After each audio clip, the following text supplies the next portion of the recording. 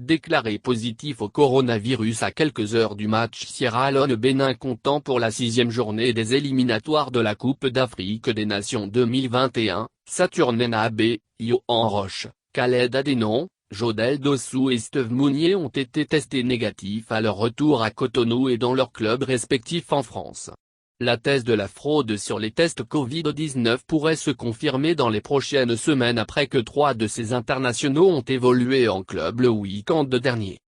L'étau se resserre autour de la Fédération sierra-léonaise de football qui a déclaré 5 joueurs béninois positifs au coronavirus à quelques heures du match comptant pour la dernière journée des éliminatoires de la prochaine Coupe d'Afrique des Nations au Cameroun. Saisi de la situation, le comité d'organisation de la compétition a reporté le match pour la prochaine fenêtre internationale en juin prochain. Dans la même veine, la Confédération africaine de football a ouvert une enquête.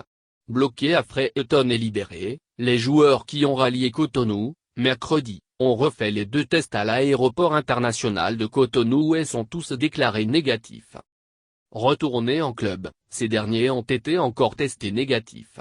Saturnin Abbé, le gardien des écureuils titulaire contre le Nigeria est présent en Sierra Leone, testé négatif à Cotonou et dans son club de Dijon, a été aligné dimanche 4 avril lors du match de la 31e journée du championnat de France de Ligue 1 entre Dijon et Marseille.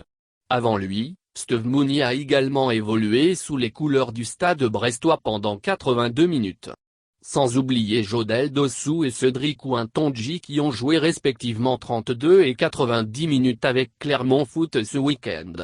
Comme eux, leurs coéquipiers Yohan Roche et Khaled Adénon sont testés négatifs dans leurs clubs respectifs en France.